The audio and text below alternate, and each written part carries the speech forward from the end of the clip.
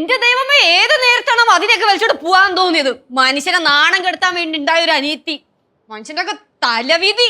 ഇനിയില്ല, എനിക്ക് ഇതോടുകൂടി പെടുത്തു. അയ്യോ, ഞാൻ ഇന്നത്തോടെ നിർത്തി. ഓ അയ്യോ, മരണം വന്ന് നിക്കണ നിപ്പോക്ക്. അങ്ങോട്ട് പോയപ്പോ അവക്ക് പഫ്സ് വേണം, പഫ്സ്. ഷീറ്റ്ന വേണം, ഷീറ്റ്ന. ഷവർമ്മ വേണമെന്നൊക്കെ പറഞ്ഞപ്പോ മേടിച്ചു കൊടുത്ത്. ഞാൻ വിചാരിച്ചു ഇപ്പൊ അവിടെ ചെന്ന് മലയങ്ങെടുത്ത് മറിക്കുമെന്ന്. മറിച്ച് തൊലി ഉരിഞ്ഞു പോയില്ലേ മനുഷ്യന്റെ? അയ്യോ, അതിന്റെ ഇടയ്ക്ക് ഒരു മാമൻ വന്നിട്ട് എന്റെ മുഖത്ത് നോക്കി പറഞ്ഞു, അമ്മാടിയേ. അപ്പൊ എന്റെ അടുത്ത് പറഞ്ഞതാ അങ്ങേരെ എന്നെ അടിച്ചില്ലെന്നേ ഉള്ളു. ലച്ചു, എന്താ ലച്ചൂര്? എന്നാച്ച്? ഇനി ആവാനൊന്നുമില്ല, എല്ലാം ആയിട്ടുണ്ട്. എന്താ, എന്തു പറ്റി? എന്ത് പറ്റ ഇതിൽ കൂടുതല്? അമ്മ, ഇവളെ ഓഡീഷന് നമ്മൾ കൊണ്ടുപോയി പറഞ്ഞത് എന്തെങ്കിലും ചെയ്തിരുന്നെങ്കിൽ, നമ്മൾ പഠിപ്പിച്ചു കൊടുത്ത എന്തെങ്കിലും ഒരു ഇത്തിരിയെങ്കിലും ഇവിടെ ചെയ്തിരുന്നെങ്കിൽ എന്ത് വേണമായിരുന്നു? പറഞ്ഞത് മുഴുവൻ വേണ്ട, പറഞ്ഞതിന്റെ പകുതിയെങ്കിലും. അങ്ങനെയല്ല അമ്മ, ഹേ നരാതമ്മ, ഹേ നരാതമ്മ ഞാൻ പഠിപ്പിച്ചു കൊടുത്തത്. അതൊന്നും കാണിച്ചുകൂടായിരുന്നു അവക്ക്. അപ്പൊ ഓഡീഷന് കിട്ടിയില്ലേ? ഉണ്ട കിട്ടി, ഉണ്ട.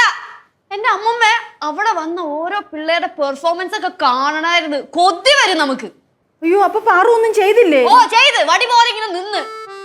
അമ്മൂമ്മ കേക്കണം, ഇവിടെ തലയ്ക്കകത്ത് കുറച്ചെങ്കിലും ആൾത്താമസം ഉണ്ടായിരുന്നെങ്കിൽ ഇത്ര ഞങ്ങൾ കേൾക്കേണ്ട വരില്ലായിരുന്നു. എവിടെ വിളിച്ച് പാർവതി പാലം തിരുമ്പി സ്റ്റേജിലോട്ട് വരണമെന്ന് പറഞ്ഞിട്ട് ചെന്നിങ്ങോട്ട് ഒരൊറ്റ നിപ്പായിരുന്നു. ഇങ്ങനെ അറ്റൻഷൻ അനങ്ങിയിട്ടില്ല അവള്. അല്ല, അതിൻ്റെ ഇടയ്ക്ക് ഒരു വികാരമില്ലാത്തൊരു മനുഷ്യ അവിടെ ഇരുന്നല്ല. അത് ഡയറക്ടറായിരുന്നു. അയ്യോ, അങ്ങേരെ ഇവിടെ കിടന്ന് എന്തൊക്കെയാ പറഞ്ഞേ? മക്കളെടാ, ഒന്ന് ഡാൻസ് കളിയും ഒരെണ്ണക്കും ഇല്ല, ഒരു പാട്ട് പാടും ഒരെണ്ണക്കും ഇല്ല, എന്തൊക്കെയൊക്കെയോ അങ്ങേരെ ഇവിടെ കിടന്ന് പറയുന്നുണ്ട്. അവരെ ഇവളോട് ചോദിച്ച് മോൾക്ക് അഭിനയിക്കാൻ ഇഷ്ടമാണോന്ന്. എടുത്ത വായിക്ക് ഒരുത്തി പറയാണ്, ഇല്ല അങ്ങളെ, എനിക്ക് പടം വരയ്ക്കാനാണ് ഇഷ്ടം. ഇവരെന്നെ ഓരോന്നൊക്കെ പറഞ്ഞ് പഠിപ്പിച്ച് നിർബന്ധിച്ച് കൊണ്ടുവന്നതാണ്. അതൊന്നും ഇവരെ പറഞ്ഞ് മനസ്സിലാക്കിക്കാവോന്ന്. ഇവിടെ മനുഷ്യന്റെ തൊലി ഒരിഞ്ഞു പോയി. അതൊക്കെ പോട്ട്. വേറൊരു കാര്യം, ആ ഡയറക്ടറിനോട് വേറൊരു മനുഷ്യനുണ്ടായിരുന്നു പേപ്പറൊക്കെ പിടിച്ചോണ്ട്, അസിസ്റ്റന്റ് ഡയറക്ടർ.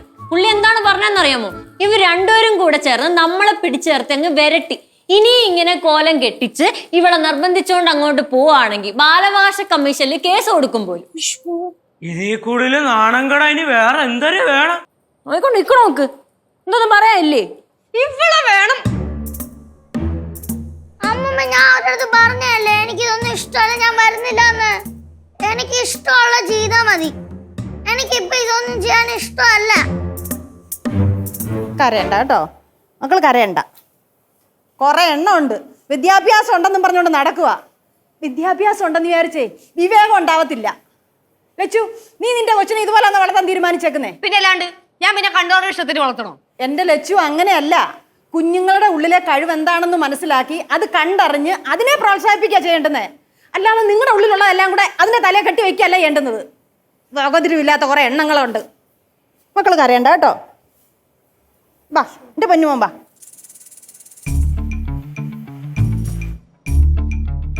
ആകെ സീനായല്ലേ.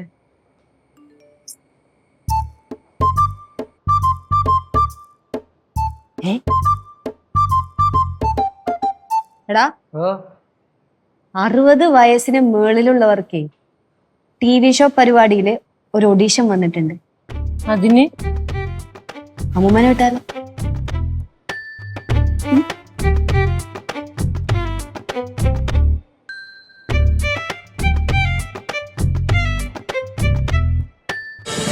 ഫ്ലവേഴ്സ് ഒരുക്കുന്ന കാഴ്ച വസന്തം യൂട്യൂബിൽ പ്രേക്ഷകർക്ക് ലൈവായി കാണാം.